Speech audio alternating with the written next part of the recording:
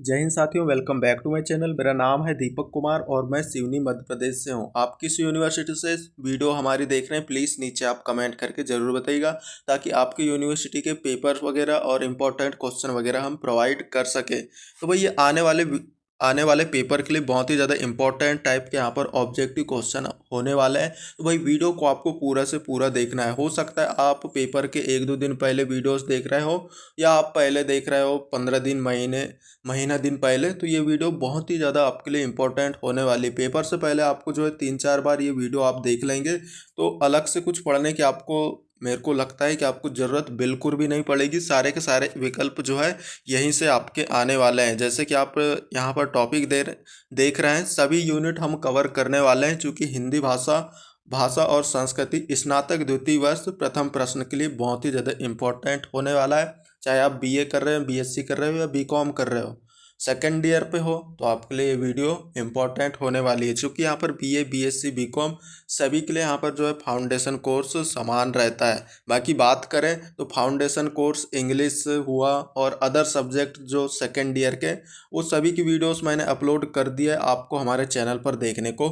मिल जाएगी। आप हमारे चैनल पर जाकर देख सकते हैं। और प्लीज़ जिसने भी अभी तक लाइक नहीं किया है तो प्लीज़ लाइक कर दीजिए और सब्सक्राइब कर लीजिए। काफ़ी ज़्यादा हमें भी मेहनत लगती है। सब्सक्राइब जितने ज़्यादा आप लाइक, सब्सक्राइब, शेयर करेंगे, उतने ज़्यादा आपके लिए कंटेंट हम अपलोड करेंगे। ज़्यादा से ज़्यादा वीडियोस हम आपकी क्लास की आते रहेगी।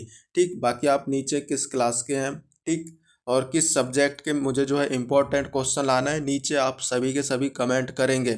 ठीक भाई, लाइक, सब्सक्राइब, कमेंट नहीं आएगा तो मुझे क्या पता, ठीक, कि भाई आपको हमारे सब्सक्राइबर हैं भी या नहीं भी, या हमारे सब्सक्राइबरों को पसंद आता भी है या नहीं आता, ये हमें कैसे पता चलेगा। तो लाइक, सब्सक्राइब ज़्यादा से ज़्यादा कीजिएगा, ज़्यादा से ज़्यादा वीडियोस आएगी। और व्यू नहीं आएंगे तो मैं क्या करूँगा भाई, हमें भी काफ़ी ज़्यादा मेहनत लगती है। व्यू भी नहीं आएंगे तो मैं फालतू में यहाँ पर बकवास क्या करूँ, आप ही समझ सकते हैं। तो लाइक, सब्सक्राइब, शेयर ज़रूर कीजिएगा। तो चलिए भाई, वीडियोस स्टार्ट हम करते हैं, कोई दिक्कत नहीं है। अंत तक आपको बने रहना है। वीडियो से यहाँ पर बड़ी होने वाली है, जो कि फाउंडेशन कोर्स है। ठीक, विकल्प टाइप के आपके प्रश्न आते हैं। स्वाभाविक बात है कि वीडियो से यहाँ पर बड़ी होने वाली है। तो चलिए देख लेते हैं। इकाई फर्स्ट में आपके अंदर जो टॉपिक है, श्रीमद् भगवद गीता कर्मयोग। दूसरा आ जाता है जागो फिर एक बार। तीसरा दोपहर का भोजन। चौथा गिल आ जाता है। इन सभी के विकल्प देखेंगे। साथ में जो सेकंड है, नाखून क्यों बढ़ते हैं, मध्य प्रदेश की लोक कलाएँ, मध्य प्रदेश की लोक साहित्य, इन सभी के विकल्प देखेंगे। साथ में तीसरे यूनिट से आता है मुहावरे और कहावतें, समास, परिभाषा और भेद, बीज शब्द। इन सभी के विकल्प यहाँ पर कवर करने वाले हैं। तो चलिए भाई, वीडियोस स्टार्ट करते हैं। सब्सक्राइब नहीं किया तो प्लीज़ सब्सक्राइब कर लीजिए। आप इस वीडियो को जो है कुछ काम करते वक्त भी देख सकते हैं। ठीक, वीडियो को लगा दिए, आपके दिमाग में कुछ तो जाएगा। ठीक, इस टाइप भी आप कर सकते हैं। कोई काम कर रहे हैं तब आप प्ले कर दीजिए, ये वीडियो चलता रहेगा, आप सुनते रहेंगे। ठीक, क्योंकि यहाँ पर क्वेश्चन और आंसर ही यहाँ पर मैं बताने वाला हूँ। एक बात और, यहाँ पर जो है फाउंडेशन कोर्स एफसी में जो है काफ़ी ज़्यादा यहाँ पर सप्लीमेंट्री आपको देखने को मिलती है, क्योंकि आप ज़्यादा पढ़ते नहीं हैं। ठीक, और विकल्प वाला प्रश्न, सॉरी, ऑब्जेक्टिव टाइप के क्वेश्चन आते हैं, तो जो सही है तो वो सही हो जाता है और जो गलत है तो वो गलत हो जाता है। ठीक, यदि आपका लिखने वाला पेपर होता है तो उसमें क्या है, आप कुछ भी चलो लिख दिए, ठीक, रिलेटेड लिख दिए, तो आपको चलो भाई सामने वाला 1-2 अंक दे देता है और पासिंग अंक तक की आपको पास कर ही देता है। ठीक, लेकिन यहाँ पर ऑब्जेक्टिव टाइप में क्या होता है, जो सही है तो सही होगा, जो गलत है तो गलत होगा। इसलिए अक्सर मैं देखता हूँ कि सीसी में सप्लीमेंट्री वगैरह देखने को मिल जाती है। इसलिए आपको रिस्क नहीं लेना है, वीडियोस पूरा देखना है, ठीक, ध्यान से। चलिए वीडियो स्टार्ट हम करते हैं। चूँकि फर्स्ट यूनिट से कर्म के माध्यम से भगवान को पाना है, आसान। नेक्स्ट आ जाता है जो व्यक्ति सिर्फ दिखावे के लिए कर्म करता है वह कहलाता है ढोंगी। नेक्स्ट यहाँ पर आ जाता है तीसरा, उचित कर्म की कर्म के बंधन से मुक्त कराता है। ठीक, ऑप्शन एक करेक्ट आंसर। अगले विकल्प की ओर यहाँ पर हम बढ़ जाते हैं। चौथा विकल्प है श्री कृष्ण के अनुसार जो व्यक्ति अपनी इंद्रियों को काबू कर बिना किसी भोग की इच्छा के कर्म करता है, ऐसे कर्म को कहते हैं निष्काम कर्म। अगले विकल्प की ओर भगवान श्री कृष्ण के अनुसार यज्ञ के द्वारा शुरू किया कर्म होता है श्रेष्ठ, ऑप्शन ए। नेक्स्ट, कलयुग में पार पार उतरने के लिए ईश्वर की स्तुति का आधार क्या है?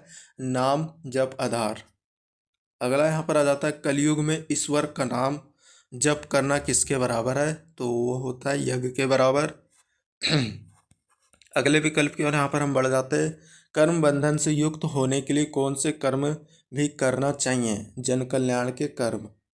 अगला, भगवान श्री कृष्ण स्वयं अर्जुन को अपना उदाहरण देते हुए कहते हैं कि मैं हूँ तीनों लोकों का स्वामी। अगला, भगवान श्री कृष्ण किस व्यक्ति से दूर रहने की चेतावनी देते हैं? घमंडी व्यक्ति से। अगला यहाँ पर विकल्प आ जाता है, भगवान कर्म में अकर्म की स्थिति बताते हुए अकर्म को क्या कहते हैं? कहलाता है। करेक्ट आंसर, कृष्ण समर्पण अस्तु, अर्थात अपने कर्म और उसके फल को भगवान को सौंपना। ठीक। अगले यहाँ पर विकल्प की ओर बढ़ जाते हैं हम, ऐसा कोई समय नहीं जब हम कर्म ना करते हो, ऐसा किसने किससे कहा? करेक्ट आंसर, श्री कृष्ण ने अर्जुन से।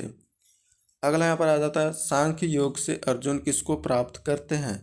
हाँ, आत्मज्ञान को। अगला, संन्यास योग को अन्य किस नाम से जाना जाता है? करेक्ट आंसर, सांख्य योग, ऑप्शन डी। अगला, अर्जुन कर्म और संन्यास में बेहतर किससे समझते हैं? संन्यास को।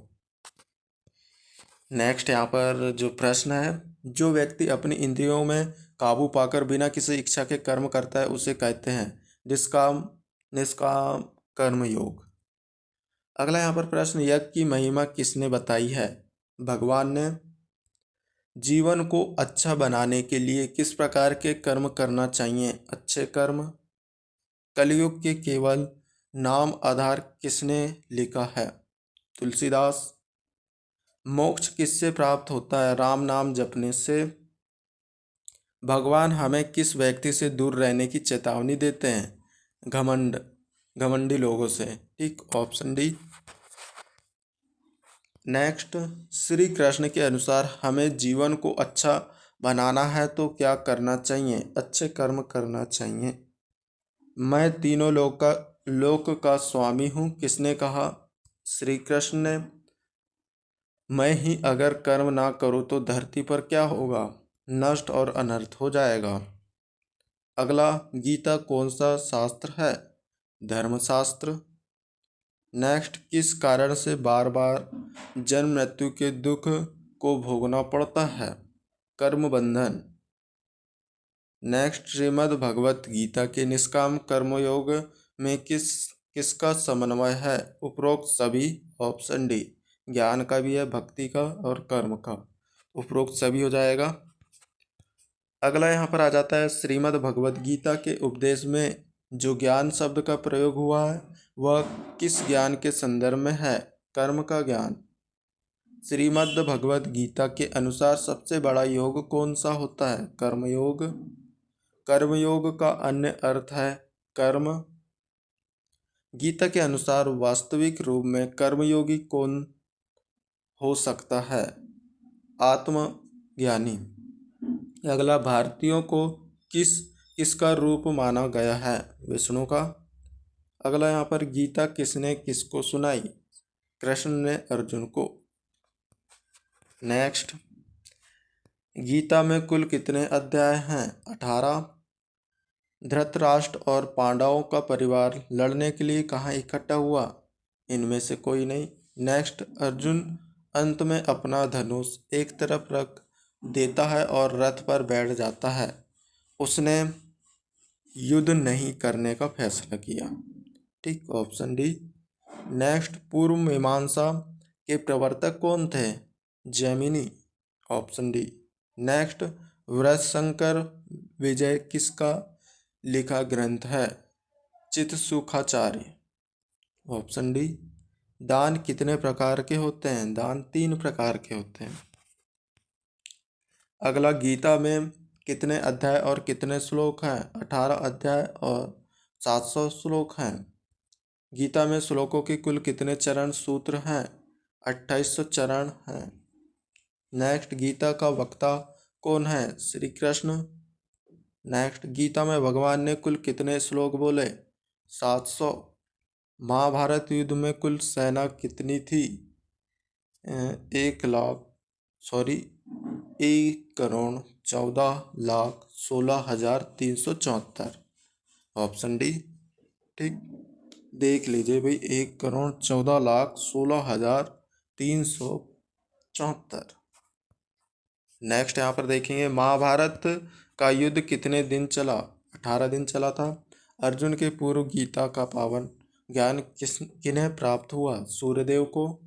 नेक्स्ट, गीता किस महाग्रंथ का भाग है? महाभारत के एक अध्याय शांति पर्व का। नेक्स्ट, गीता का दूसरा नाम गीतोपनिषद। अगला, आर्यभट्ट के अनुसार महाभारत का युद्ध हुआ था 3102 ईस्वी पूर्व। Option A. नेक्स्ट यहाँ विकल्प आ जाता है, कलयुग का आरंभ शुक संवत के कितने वर्ष पूर्व चैत्र शुक्ल एकम प्रतिपदा को हुआ था? करेक्ट आंसर इनमें से कोई नहीं। संजय शब्द का अर्थ है सत्य की जय। नेक्स्ट, गीता में प्रमुख छंद का नाम है अनुष्टुप। Option C. नेक्स्ट, महाभारत के युद्धों में कौरवों की सेना कितनी थी? 11 अक्षौहिणी। नेक्स्ट, अर्जुन के रथ में कितने और किस रंग के घोड़े थे? क्या है? 4 सफेद रंग के घोड़े थे। अगला यहाँ पर आ जाता है, गीता जयंती कब मनाई जाती है? मार्गशीर्ष की शुक्ल पक्ष की एकादशी को। नेक्स्ट, सर्वोपनिषदों गवोदग्धाम गोपाल नंदम यह श्लोक गीता के किस अध्याय का है? इनमें से कोई नहीं। यूरोप के विख्यात दार्शनिक जो श्रद्धावंश गीता को अपने सिरहाने रखकर सोते थे उनका नाम है कार्ल पियर्सन। गे गीता नाम सहस्त्र यह आम वाक्य किसने कहा? द्रोणाचार्य ने। अगला, गीता में आरंभिक श्लोक के शब्द हैं धर्म क्षेत्र कुरुक्षेत्र। अगला यहाँ पर विकल्प आ जाता है, गीता के अनुसार कर्म के कितने भेद हैं? 2।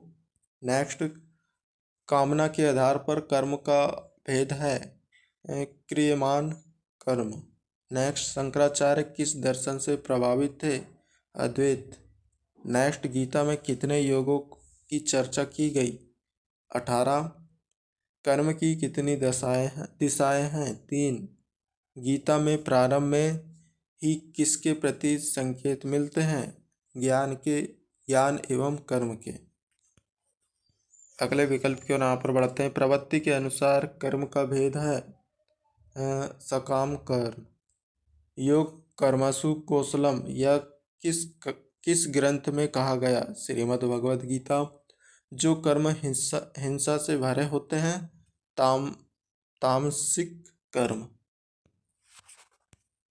नेक्स्ट यहाँ पर टॉपिक से प्रश्न आ जाते हैं, सूर्यकांत त्रिपाठी निराला किस युग के स्तंभ माने जाते हैं? रहस्यवाद। अगला, निराला जी का जन्म कब हुआ? 21 फरवरी 1899 में। नेक्स्ट, निराला जी का जन्म स्थान है मेदिनीपुर।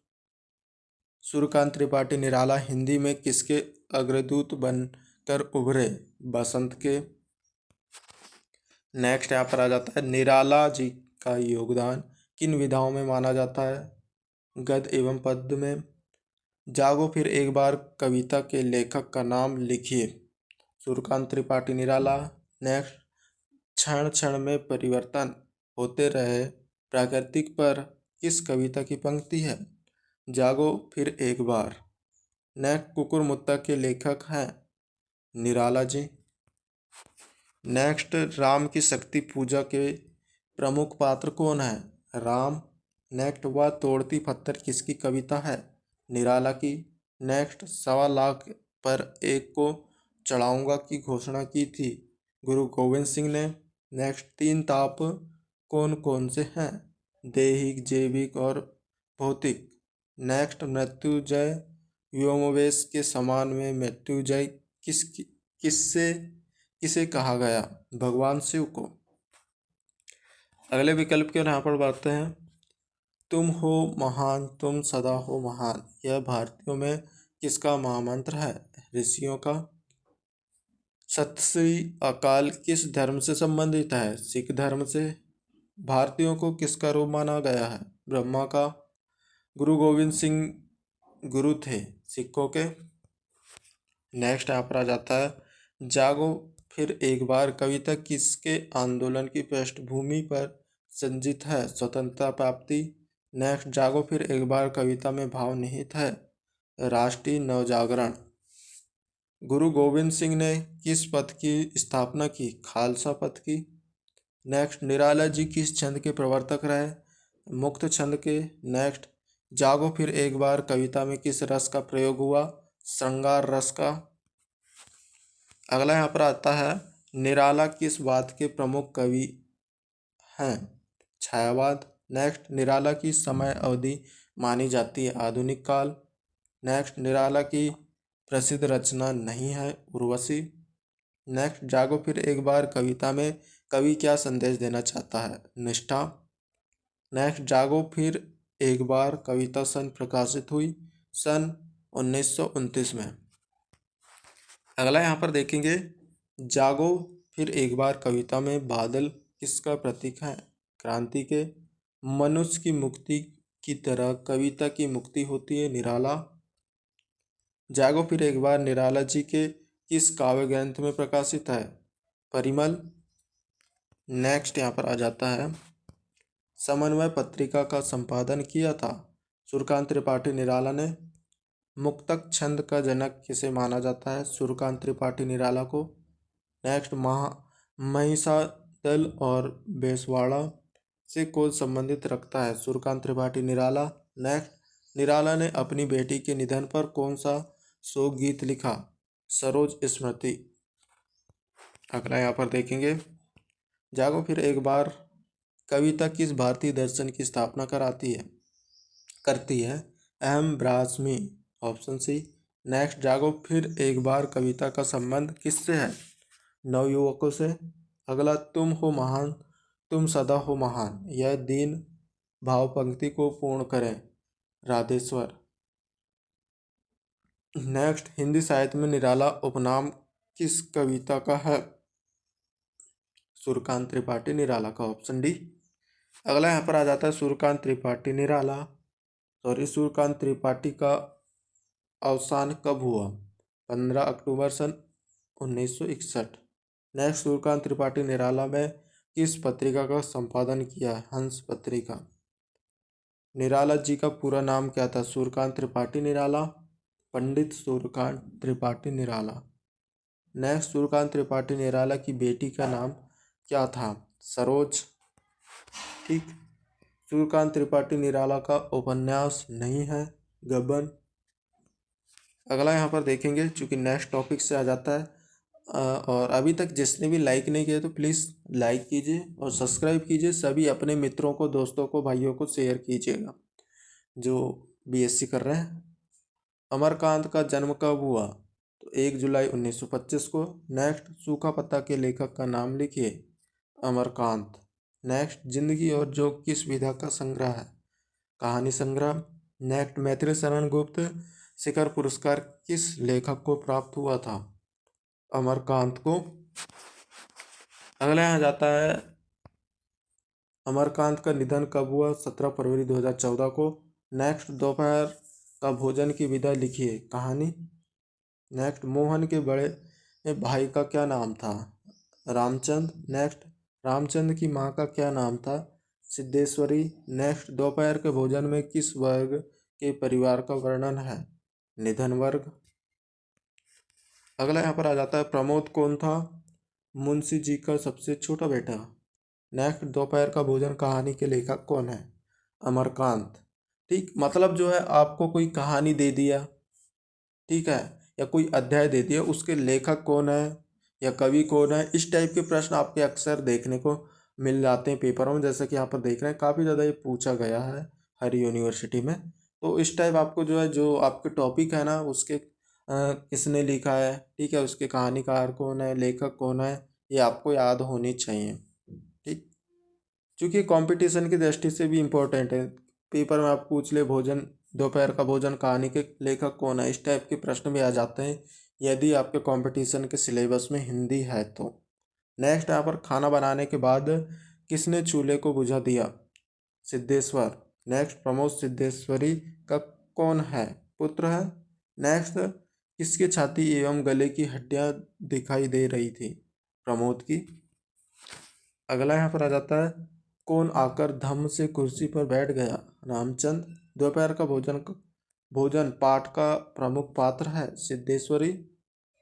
नेक्स्ट डरते डरते किसको पूछा खाना तैयार है? सिद्धेश्वरी को। नेक्स्ट अपनी माँ को देखकर कौन फीकी हंसी हंसा? मोहन। नेक्स्ट हिंदी कथा साहित्य में प्रेमचंद के बाद यथार्थवादी लेखक का नाम लिया जाता है? अमरकांत जी का। अमरकांत जी के पिता का नाम क्या था? श्री राम वर्मा जी। अगला यहाँ पर कहानीकार अमरकांत जी के पिता जी क्या व्यवसाय करते थे? वकालत करते थे। अगला, कहानीकार अमरकांत जी को किस्मागोई नाटकीयता की शिक्षा किससे मिली? पिताजी से। कहानीकार अमरकांत जी की कुल कितनी संतानें थी? 3। कहानीकार अमरकांत जी को मैक्सिम गोर्गी के नाम से किसने संबोधित किया? यशपाल जी ने। नेक्स्ट यहाँ पर आ जाता है, कहानीकार अमरकांत जी को किस प्रकार का लेखक कहा जाता है? यथार्थवादी। नेक्स्ट, रामचंद्र जी किस में बैठे थे? पीढ़े पर।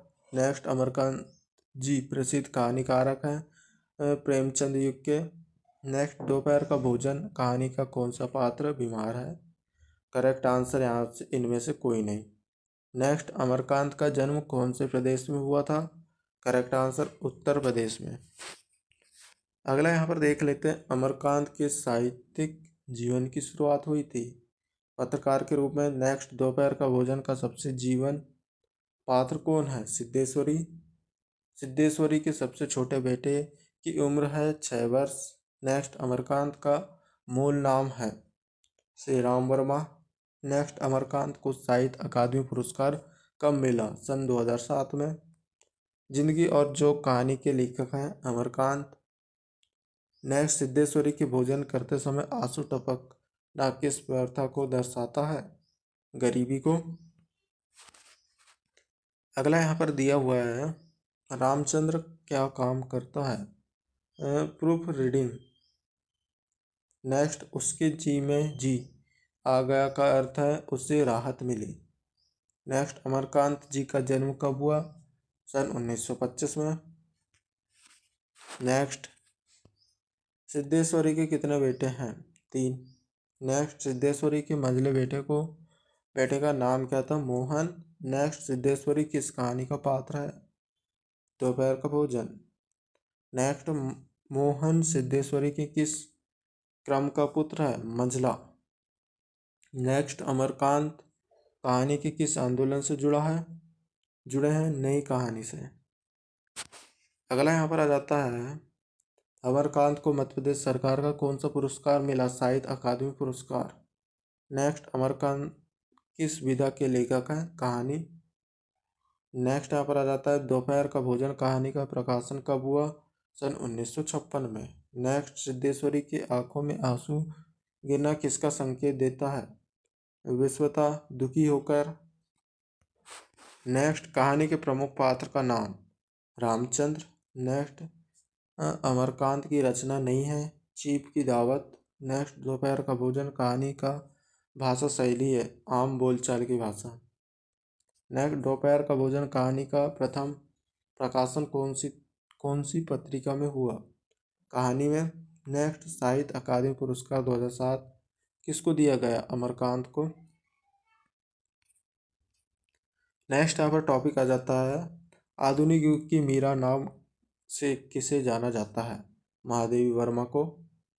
वेरी इंपॉर्टेंट है, कंपटीशन वगैरह में भी आ जाता है। नेक्स्ट, रश्मि काव्य संग्रह की कवित्री है महादेवी वर्मा। नेक्स्ट, महादेवी वर्मा का जन्म हुआ तमिलनाडु में। महादेवी वर्मा का जन्म कब हुआ? 26 मई 1907 में। नेक्स्ट, महादेवी वर्मा का उपनाम क्या था? आधुनिक मीरा। नेक्स्ट यहाँ पर आ जाता है, महादेवी वर्मा किस युग की कवियत्री कही जाती है? छायावाद, very important question. Next, Mahadevi Verma निम्न में से किस पुरस्कार की प्राप्तकर्ता थी? पद्मभूषण। नेक्स्ट, महादेवी वर्मा की मृत्यु कब हुई? 11 सितंबर 1987 में। नेक्स्ट, महादेवी वर्मा के पति का क्या नाम था? डॉक्टर स्वरूप नारायण वर्मा। नेक्स्ट, पाठ्यक्रम में महादेवी वर्मा के किस विधा को लिया गया है? रेखा चित्र को। अगला यहाँ पर देखेंगे, महादेवी वर्मा के पाठ्यक्रम में शामिल रेखा चित्र का नाम लिखिए। गिल्लू। गिल्लू कौन है? गिलहरी का बच्चा।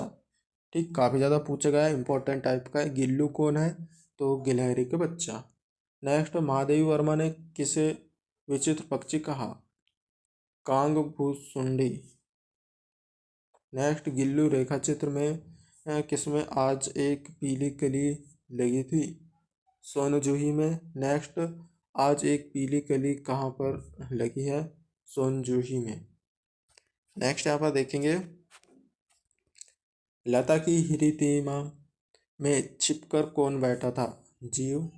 अगला, मुझे किसकी खोज रहती थी? करेक्ट आंसर, कली की। नेक्स्ट, आज उसे किसकी खोज है? लघु प्राण की। अगला, किसकी बूंदें दोनों ओर ढुलक गई? दूध की। नेक्स्ट, कांच के मोतियों जैसी आंखों से इधर उधर देखने लगा। नीले। एक मिनट। अगला यहाँ पर प्रश्न की बात आती है, तो वो है, लिफाफे के भीतर क्या बंद रहता है? लघुगात। अगला, मेरे पास बहुत से पशु पक्षी। नेक्स्ट, मैंने उसे खाने की थाली में बैठना सिखाया, गिल्लू को। पढ़ाई के सिलसिले में मुझे गोरखपुर से आना पड़ा, मेरठ। ठीक। महादेवी वर्मा साहित्य रचना किस विधा की है? किस विधा में है? तो उक्त दोनों में है। महादेवी वर्मा का काव्य छायावाद और रहस्यवाद के रूप में जाना जाता है, ऑप्शन सी। नेक्स्ट, गिल्लू एक गिलहरी का नाम था, ऑप्शन डी। पुराण के अनुसार पक्षियों का गुरु मानते हैं कौवा को। नेक्स्ट, गिलहरी का लघु रूप किसके अंदर बंद रहता है? लिफाफे के। नेक्स्ट यहाँ पर प्रश्न आ जाता है, रेखा चित्र के लिए अंग्रेजी में कौन सा शब्द है? Line picture. Next, Mahadevi Verma का प्रथम काव्य संग्रह है निहार। नेक्स्ट, सांद गीता का प्रकाशन हुआ सन 1936 में। नेक्स्ट, गिल्लू किस संस्मरण में संग्रहित है? संस्मरण।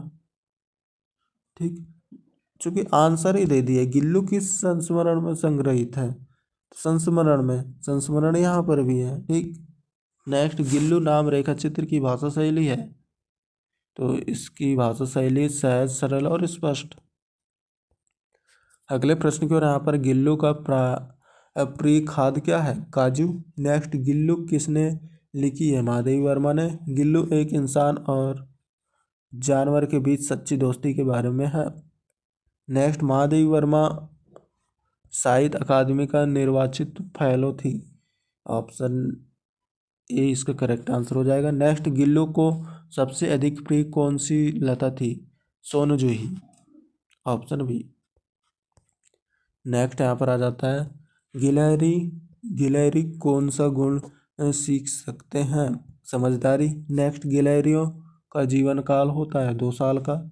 नेक्स्ट, गिल्लू को कहाँ समाधि दी गई थी? सोनजुड़ी की लता के नीचे। नेक्स्ट, गिल्लू नामक पाठ कौन से संग्रह में संकलित है? मेरा परिचय। नेक्स्ट, महादेवी जी ने गिल्लू नाम किसको दिया? गिलहरी को, option B correct answer. Next यहाँ पर प्रश्न आ जाता है, गिलहरी के बच्चे को लेखिका ने कौन सी दवा लगाई? Penicillin, option B. नेक्स्ट यहाँ पर प्रश्न आ जाता है, महादेवी जी को कौन सा पुरस्कार नहीं मिला? ज्ञानपीठ। नेक्स्ट, गिल्लू शब्द है व्यक्तिवाचक संज्ञा का जातिवाचक रूप। नेक्स्ट, पितृपक्ष में किस पक्षी का आह्वान किया जाता है? कौवा का। नेक्स्ट, पंथ के साथी साहित्य की कौन सी विधा है? संस्मरण। अगला यहाँ पर प्रश्न आ जाता है, चूंकि अगले टॉपिक से है, अशोक के फूल किसकी संग्रह है? हजारी प्रसाद द्विवेदी की। नेक्स्ट, कल्पलता निबंध संग्रह किस सन में प्रकाशित हुआ था? 1951 में। नेक्स्ट, हजारी प्रसाद द्विवेदी ने कवि को क्या कहा? भाषा का डिक्टेटर। नेक्स्ट, हजारी प्रसाद द्विवेदी का जन्म कब हुआ? 19 अगस्त 1907 में। नेक्स्ट यहाँ पर बाणभट्ट की आत्मकथा की विधा है, उपन्यास है। नेक्स्ट यहाँ पर विकल्प देखेंगे। नाखून क्यों बढ़ते हैं के लेखक का नाम है हजारी प्रसाद द्विवेदी, वेरी इंपॉर्टेंट। नाखून क्यों बढ़ते हैं विधा है ललित निबंध, वेरी इंपॉर्टेंट क्वेश्चन। नेक्स्ट, कुछ लाख वर्ष पूर्व नाखून मनुष्य के लिए क्या थे? उपयोगी हथियार। ठीक। नेक्स्ट, स्वाधीनता शब्द का अर्थ है अपनी अधीनता। अगले प्रश्न की ओर बढ़ेंगे। पशुता से आशय है बुरी प्रवृत्तियाँ। नेक्स्ट, निम्नलिखित में से कौन सा विकल्प गलत है? सी, नाग, सुपर्ण, यक्ष, गर्भ, गंधर्व, लोहे के अस्त्र और घोड़े। नेक्स्ट, लेखक निराशा क्यों होते हैं? मनुष्य द्वारा पशुओं को जीत ना पाने के कारण। नेक्स्ट, सहजात वृत्तियाँ क्या होती है? करेक्ट आंसर, जन्म के साथ उत्पन्न होने वाली प्रवृत्ति। Option C correct answer. नए पुराने में से बेहतर को चुनने के लिए क्या करना पड़ता है? करेक्ट आंसर, जांच परख। नेक्स्ट, मरे हुए बच्चे को गोद में दबाए रखने वाली बंदरिया का उदाहरण देने का उद्देश्य है मोह ममता को बनाए रखना। अगला, मनुष्य पशु से किस बात में भिन्न है? संयम। महात्मा गांधी ने किस बात पर अधिक बल दिया? आत्मसंतोष। नेक्स्ट, द्विवेदी जी से किसने पूछा था नाखून क्यों बढ़ते हैं? लड़के ने। अगला यहाँ पर देखते हैं हम, चूंकि प्रश्न है, किसने कहा था कि सबसे पुराने अच्छे नहीं होते? सब पुराने अच्छे नहीं होते, सब नए खराब ही नहीं होते। हजारी प्रसाद द्विवेदी। नेक्स्ट, नाखून क्यों बढ़ते हैं पाठ में बूढ़े ने सबसे बड़ी चीज किसे माना? प्रेम। लेखक के अनुसार मनुष्य के नाखून किसके जीवंत प्रतीक है? पाश्विक वृत्ति के। अगला, कौन नाखून को जिलाए जा रहा है? प्रकृति। नाखून क्यों बढ़ते हैं निबंध में निबंधकार का कौन सा दृष्टिकोण प्रकट होता है? मानववादी। नख किसका प्रतीक है? पशुता का। मनुष्य को नाखून की जरूरत कब थी? जंगली जीवन में। ठीक, जैसा जंगली पहले क्या होता था, मतलब आदिवासी लोग नहीं, आदि मानव बोले तो आदि मानव क्या नाखून यह लंबे लंबे। ठीक, तो वो मतलब कुछ को काटने फाड़ने पकड़ने में उनको आसानी हो जाती थी नाखून के इससे। नेक्स्ट यहाँ पर देखते हैं, नाखून क्यों बढ़ते हैं निबंध नई पीढ़ी में कैसा भाव जगाता है? सांस्कृतिक, आत्मगौरव। नेक्स्ट, आचार्य हजारी प्रसाद द्विवेदी ने किस पत्रिका को प्रारंभ किया? नागरिक प्रचारिणी। नेक्स्ट, सहजात वृत्तियाँ किसे कहते हैं? अनजान स्मृतियों को। नेक्स्ट, हजारी प्रसाद द्विवेदी द्वारा रचित पाठ है नाखून क्यों बढ़ते हैं। ठीक, अगला यहाँ पर देखेंगे हम, बाहर नहीं भीतर की ओर देखो किसका कथन है? महात्मा गांधी का। नेक्स्ट, सीरीज के फूल निबंध के लेखक का नाम है हजारी प्रसाद द्विवेदी। आचार्य हजारी प्रसाद द्विवेदी को सम्मान प्राप्त हुआ पद्म भूषण। नेक्स्ट यहाँ पर आ जाता है, आचार्य हजारी प्रसाद द्विवेदी का जन्म कहाँ हुआ था? समस्तीपुर। नेक्स्ट, द्विवेदी जी को आलोक पर्व पर कौन सा पुरस्कार मिला? साहित्य अकादमी पुरस्कार। ठीक। नेक्स्ट यहाँ पर, अशोक के फूल रचनाकार कौन थे? हजारी प्रसाद द्विवेदी। नेक्स्ट, आचार्य हजारी प्रसाद द्विवेदी किस युग के रचनाकार हैं? करेक्ट आंसर, आधुनिक काल। नेक्स्ट, नाखून क्यों बढ़ते हैं शीर्ष निबंध किसके कथन का उत्तर है? इनमें से कोई नहीं। नेक्स्ट यहाँ पर देखते हैं हम, भारत सरकार द्वारा हजारी प्रसाद द्विवेदी जी को पद्म भूषण से कब सम्मानित किया गया? तो 1957 को। ठीक, यहाँ पर ऐसा प्रश्न आता है कि हजारी प्रसाद द्विवेदी को कौन सा भूषण से सम्मानित किया गया? तो पद्म भूषण से। ठीक, किससे सम्मानित किया गया? तो पद्म भूषण से सम्मानित किया गया था। और ये सम्मानित कब किया गया था? 1957 को। नेक्स्ट, हजारी प्रसाद द्विवेदी द्वारा रचित निबंध नहीं है आंगन की पंछी। बाकी ये सभी अशोक के फूल, सीरीज के फूल, कुरंज के फूल, ये सभी हजारी प्रसाद द्विवेदी जी के रचित निबंध है।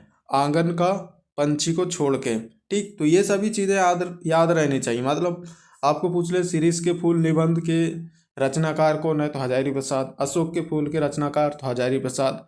कुरंज निबंध के रचनाकार कौन है, हजारी प्रसाद, ठीक। कुछ भी पूछ सकता है। आप जैसे ऊपर देखोगे अशोक के फूल के रचयिता कौन थे, ऑप्शन दे दिया हजारी प्रसाद, जो भी है मनीष, कमलेश, राकेश, ठीक, इस टाइप का। तो आपको पता रहेगा हजारी प्रसाद, तो हजारी प्रसाद पे लगाओगे इस टाइप। हजारी प्रसाद द्विवेदी जी किस दर्शन से प्रभावित थे, वेदांत दर्शन से, ठीक। सब पुराने अच्छे नहीं होते, सब नए खराब नहीं होते, निबंध के लेखक हैं कालिदास, ठीक। अगला यहाँ पर आ जाता है आचार्य हजारी प्रसाद द्विवेदी की व्यक्ति किससे प्रभावित थे, व्यक्तित्व किससे प्रभावित थे, कबीर से, कबीरदास जी से, ठीक। अगला यहाँ पर देखेंगे, अगला टॉपिक से यहाँ पर विकल्प है, छिपा शिल्पा कहाँ स्थित है, उज्जैन में। नेक्स्ट, कंघी बनाने का श्रेय किस जनजाति को जाता है, बंजारा को। नेक्स्ट, वेरी इंपॉर्टेंट है, बंजारा काफ़ी ज़्यादा आया हुआ है। कंघी बनाने का श्रेय किस जनजाति को जाता है, बंजारा को। सामूलिया शिल्प कहाँ प्रसिद्ध है, बुंदेलखंड में। नेक्स्ट, तिलंगा शब्द किस अंचल में प्रसिद्ध है, करेक्ट आंसर इसका हो जाएगा बघेलखंड में। अगला, सुरेती क्या है, भित्ति चित्र, बुंदेलखंड का लोक नृत्य है, बुंदेलखंड। नेक्स्ट, जाति पाति तथा अमीर गरीब का भेदभाव भूलकर एक ही पंक्ति में बैठकर भोजन करने को कहते हैं लंगर, ठीक। भंडारा, भंडारा तो अलग है, लंगर अलग है, ठीक। करेक्ट आंसर लंगर हो जाएगा। नेक्स्ट, यहाँ पर वह कथा जिसे गाया जाता है कहलाती है लोक कथा, ठीक। अगला यहाँ पर देखेंगे 9वें नंबर का, मध्य प्रदेश की लोक कलाओं को कितने भागों में विभाजित किया गया है, तो 5 भागों में। प्रत्येक वर्ष मध्य प्रदेश लोक कला के क्षेत्र में फेलोशिप प्रदान करता है चक्रधर। नेक्स्ट, मध्य प्रदेश कलाकार एवं लोक कलाकारों के कारण ही किसने खजुराहो, सांची आदि के शैलचित्र को सम्मिलित किया, यूनेस्को। लकड़ी पर रंगों द्वारा बनाई जाने वाली कला को क्या कहते हैं, खराद कला।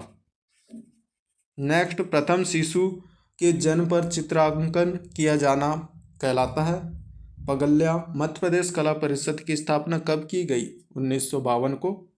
थापा क्या है, थापा एक लोक चित्रकला है। नेक्स्ट, निम्न में से किस राज्य को लघु भारत कहा जाता है, मध्य प्रदेश को लघु भारत कहा जाता है। दादर नृत्य मध्य प्रदेश के किस क्षेत्र का लोक नृत्य है, बुंदेलखंड का। दादर नृत्य मध्य प्रदेश के किस क्षेत्र का लोक नृत्य है, तो बुंदेलखंड का। इस टाइप के प्रश्न आपके कंपटीशन में देखने को जरूर मिलते हैं, ठीक। गरबा गरबी लोक गायन किस क्षेत्र में प्रसिद्ध है, निमाड़ी में, ठीक। मालवा का प्रमुख लोक नृत्य क्या है, सैला, ठीक। इस टाइप के पूछते हैं। मांच किस, मतलब जो मांच नृत्य है कहाँ प्रसिद्ध है, इस टाइप के पूछ लेते हैं। तो मालवा का जो प्रमुख लोक नृत्य है वो सैला है।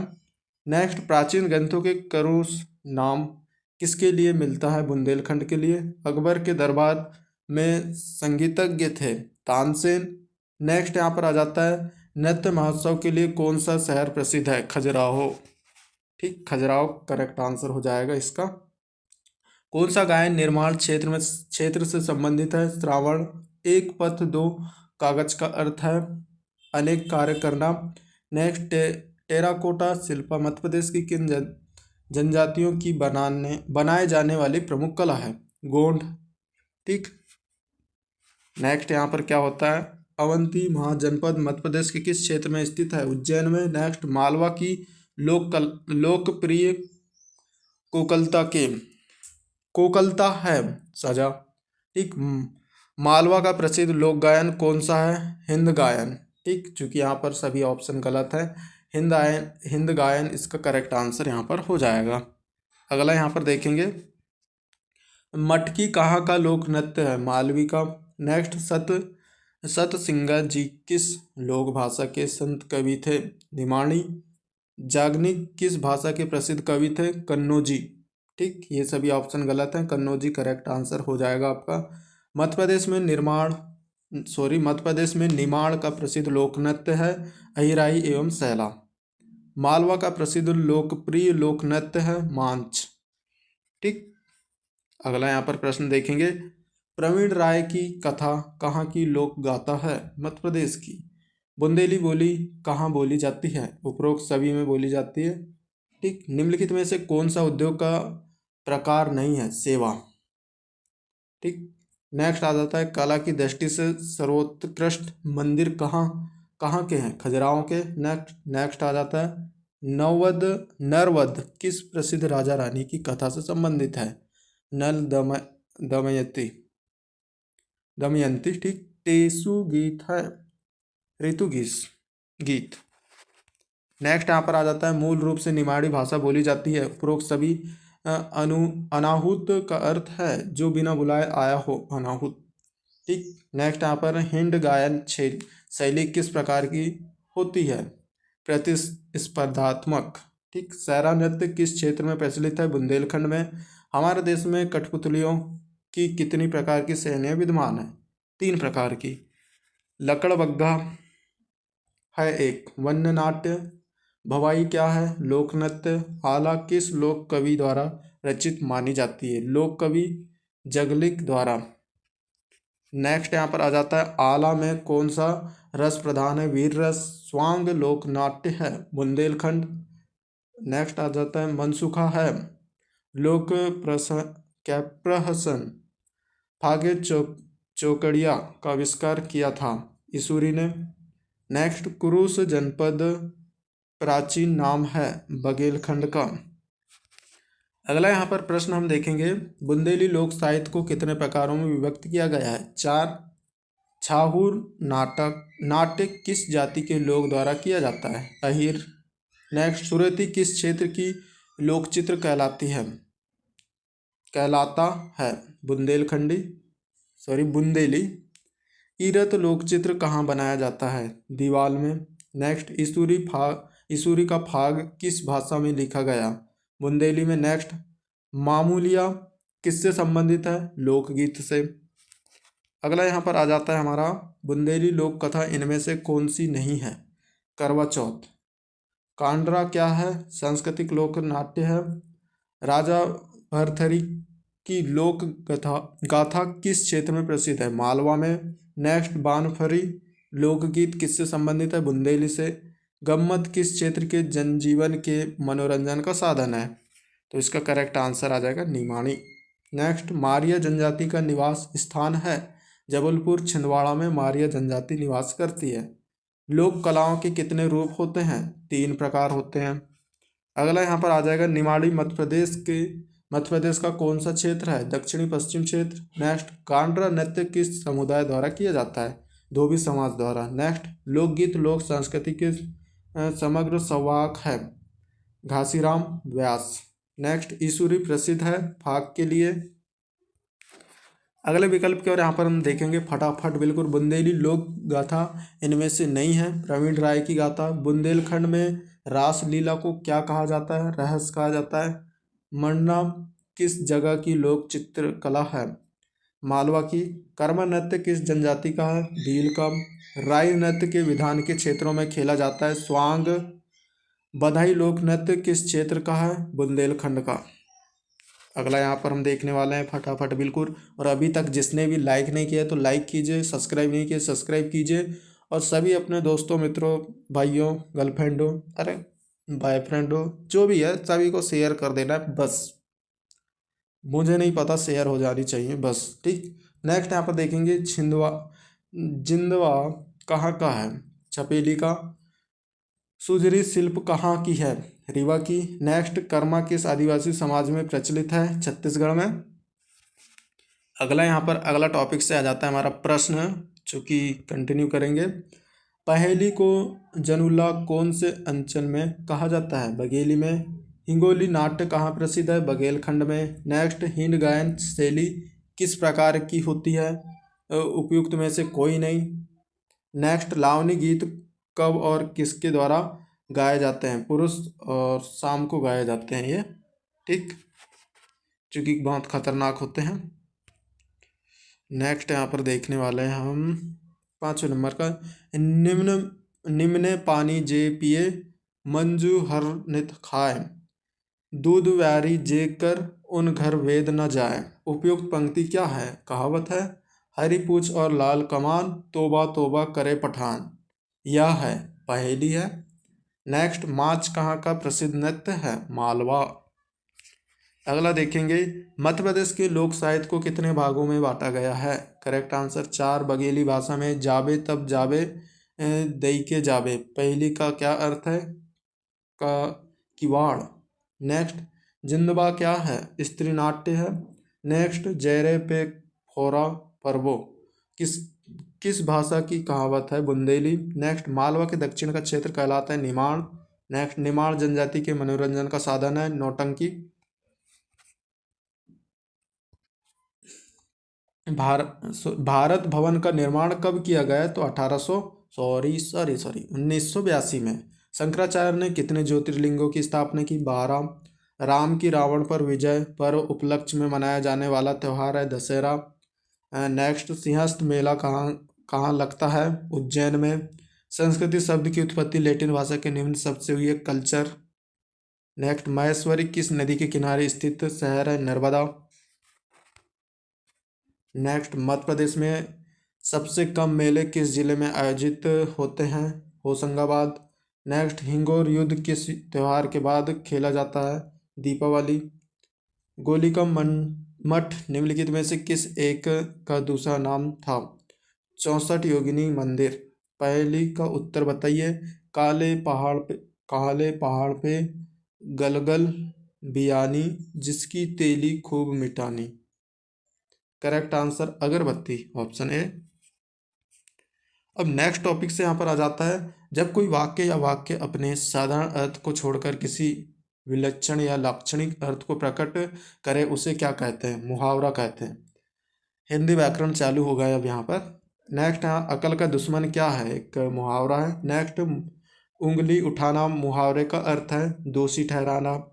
9 2 11 होना क्या है? मुहावरा है। और इसका अर्थ क्या है? प्लीज़ नीचे कमेंट करके बताइएगा। 9 2 11 होने का अर्थ क्या है? नीचे आप कमेंट करके बताना है। 8वीं 9वीं से पढ़ते हुए आ रहे हो, इतना नहीं बता सके तो धिक्कार है आपकी ज़िंदगी में। बीएससी छोड़ दो, आपका कुछ नहीं होने वाला। BA BSc BCom. ठीक, 9 2 11 होना का अर्थ क्या है? आप सभी लोग यहाँ तक कि जिस भी भाई बहन दोस्त भाई लोगों ने वीडियो देखा है, तो 9 2 11 होना का जो अर्थ है वो क्या है नीचे आपको बताना है। और जिसको पता नहीं है तो बेकार है भैया, आप बीए बीएससी बीकॉम छोड़ दो, आपका कुछ नहीं होगा। वो अच्छा नहीं होगा ना कि भाई आप बीए बीएससी बीकॉम करके उधर खेती किसानी ये सब करो। इतना तो पता होनी चाहिए। इसका अर्थ आप 9वीं 10वीं से पढ़ते हुए आ रहे हो, तो कमेंट करना सभी को। नेक्स्ट यहाँ पर आता है, लोकोक्ति का संधि विच्छेद कीजिए। लोक प्लस उक्ति। नेक्स्ट, थोता चना बाजे घना क्या है? लोकोक्ति है। यह मूंग और मसूर की दाल का क्या अर्थ है? यह मूंग और मसूर की दाल का अर्थ है योग्यता से अधिक की चाह। नेक्स्ट, लोकोक्ति का सम्मान अर्थ मतलब सामान्य अर्थ है लोक की बात। अगला यहाँ पर प्रश्न आता है अपना 9वें नंबर का, एक पद दो काज का अर्थ है अनेक कार्य करना। नेक्स्ट, कागज काले करना का अर्थ है व्यर्थ लिखना। जैसे कि आप पेपर में जो लिखने वाला पेपर आते हो ना, बिना फालतू में कागज काले करते हो, व्यर्थ में लिखते हो। कम लिखो लेकिन अच्छा लिखो। ठीक, पढ़ के जाएंगे तो लिखोगे आप, तो देख लेना है। काले मतलब कागज काले मत करना। मैं तो आपको यहाँ पर वाक्य को, ये जो अर्थ वाक्य दिए हुए हैं इनका प्रयोग करके ही बताने लगा, मतलब आपको व्यर्थ लिखने वाली बात आ जाती है, कागज काले करना मतलब। नेक्स्ट, फिसल पड़े तो हर गंगे का अर्थ है मजबूरी में काम पड़ना। नेक्स्ट, घर का भेदी लंका ढावे एक है लोकोक्ति है। ठीक, नेक्स्ट आ जाता है, लोकोक्ति होती है एक संपूर्ण वाक्य। नेक्स्ट, ऊँट के मुंह में जीरा मुहावरे का अर्थ है आवश्यकता से अल्प सामग्री। पहले को जनउल्ला कौन सा अंचल में कहा जाता है? बघेली को। पहली को जनउल्ला कौन से अंचल में कहा जाता है? बघेली को। औंधी खोपड़ी मुहावरे का अर्थ है बेवकूफ होना, मूर्ख होना। ठीक, कौड़ी को नाम पूछना का अर्थ है महत्व न देना। शैतानी का अंत आंत शैतान का आत का अर्थ है बहुत लंबी वस्तु। धोबी का कुत्ता घर का ना घाट का लोकोक्ति का अर्थ है कहीं और ठिकाना ना होना। नेक्स्ट, कपटी मित्र किस मुहावरे का अर्थ है आस्तीन का सांप। ठीक। अगला, थाली का बैगन मुहावरे का अर्थ है सिद्धांतहीन। नेक्स्ट, देव देव देव आलसी पुकार लोकोक्ति में देव शब्द का अर्थ है ईश्वर। नेक्स्ट, आरव्य चंद्रिका मुहावरे का सही अर्थ है निरर्थक बनाव श्रृंगार। कलेजा खाड़ो का अर्थ है कष्ट देना। नेक्स्ट, मुहावरा किस भाषा का शब्द है अरबी भाषा का। वागधारा किसका अन्य नाम है मुहावरे का। ठीक। नेक्स्ट, यहाँ पर हम बढ़ते हैं हम मुहावरों के लिए किसकी स्वीकृति होना आवश्यक है लोक की। अगला प्रश्न हमारा, घाट घाट का पानी पीना का अर्थ है अनुभवी होना। जीवन के सारे अनुभवों को संक्षेप में विशिष्ट ढंग से किस में कहा जाता है कहावत में। कहावतें में कौन सा अर्थ निहित है लक्ष्यार्थ। अधजल गगरी छलकत जाए क्या है एक कहावत है भाई। नेक्स्ट, आंखों में चर्बी छाना का अर्थ है अभिमान होना। नेक्स्ट, मुहावरे में किस शब्द शक्ति का प्रधानता होती है लक्षणा में। गंगा नहाना मुहावरे का अर्थ है पाप मुक्त होना। आँख पर पट्टी बांधना इनमें से कोई नहीं इसका अर्थ है। नेक्स्ट, आ बैल मुझे मार क्या है एक मुहावरे हैं। अब यहाँ पर जो संधि समास दिए हुए हैं उनके बारे में बात करेंगे समास वाला। ठीक। द्वंद्व समास का उदाहरण है सुख और दुख। ठीक। कामचोर शब्द में कौन सा समास है तत्पुरुष समास है। जिनमें दोनों पद प्रधान होते हैं उसे कहते हैं द्वंद्व समास। जिसमें प्रथम पद अव्यय होता है उसे हम कहते हैं अवयवी भाव समास। Next next next very important, चौराहा शब्द किस समास का उदाहरण है द्विगु समास का। जितेंद्रिय में कौन सा समास है बहुब्रीहि समास है। रक्त कमल में कौन सा समास है कर्मधारय समास। नेक्स्ट, पंचशील में कौन सा समास है द्विगुण समास। चतुर्भुज में कौन सा समास है द्विगुण और बहुब्रीहि समास दोनों हैं। ठीक। पीताम्बर किस शब्द का उदाहरण है पीताम्बर किस समास का उदाहरण है बहुब्रीहि समास। द्विगु समास कितने भेद होते हैं 3 भेद होते हैं। पुरुष रत्न या निम्नलिखित में से कौन सा समास है कर्मधारय समास। तत्पुरुष समास में कौन सा पद प्रधान होता है पूर्व पद। नेक्स्ट, बहुब्रीहि समास का उदाहरण है पंचानन। समास के कितने भेद होते हैं 6 भेद होते हैं। दशग्रीव में कौन सा समास है बहुब्रीहि समास। अगला यहाँ पर प्रश्न की ओर बात करेंगे। इनमें से द्वंद्व समास का उदाहरण है रुपया पैसा। द्विगु समास में होता है प्रथम पद संख्यावाची। नेक्स्ट, किसमें दोनों का लोप हो जाता है समास में। चाय काफी में कौन सा समास है द्वंद्व समास। अगला यहाँ पर देखेंगे ज्ञान युक्त में कौन सा समास है कर्ण तत्पुरुष।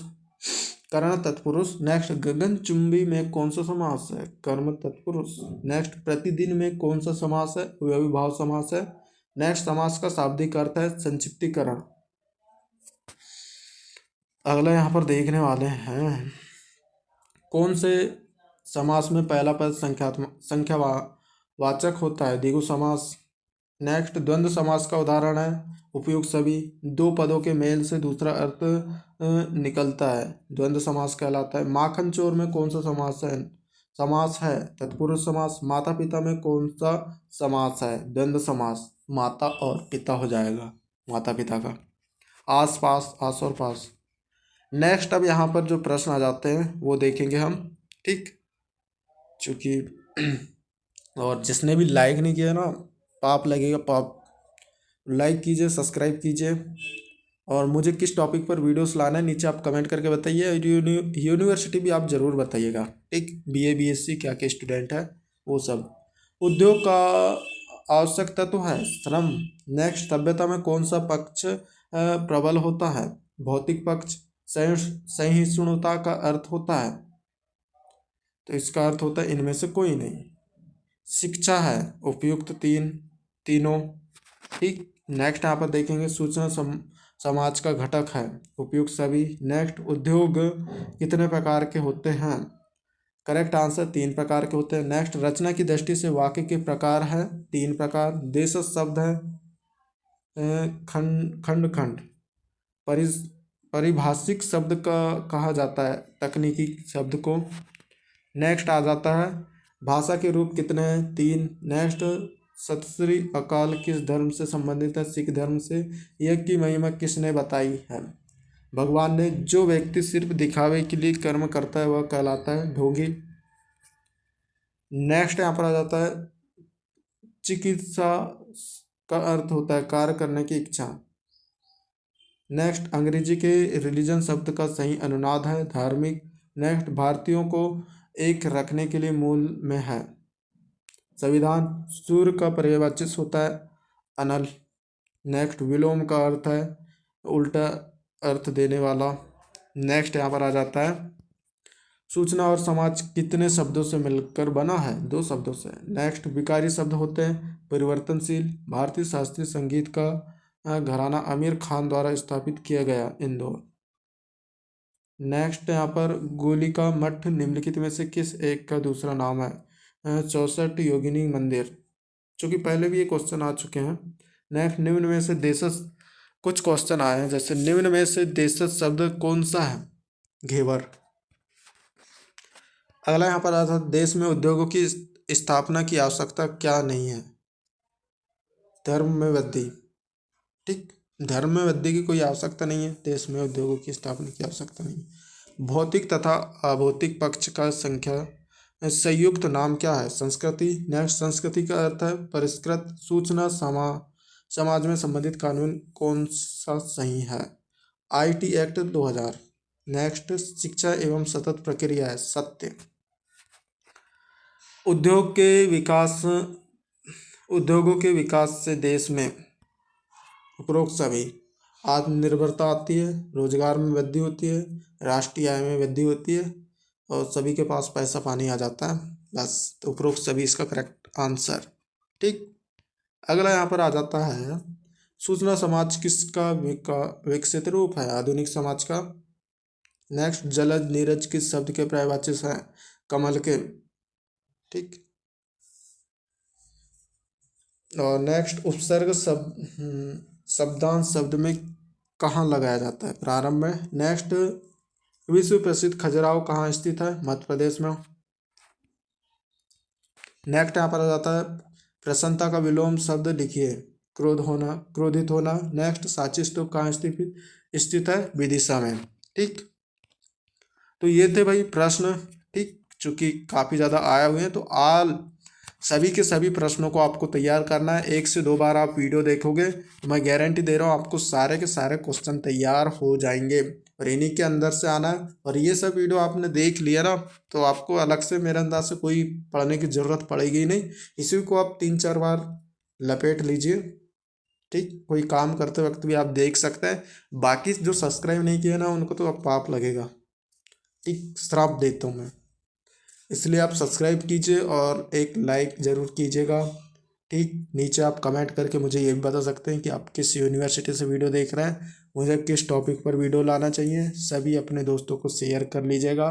बाकी आपका दिन शुभ हो, पेपर अच्छे जाए, बेस्ट ऑफ लक। धन्यवाद।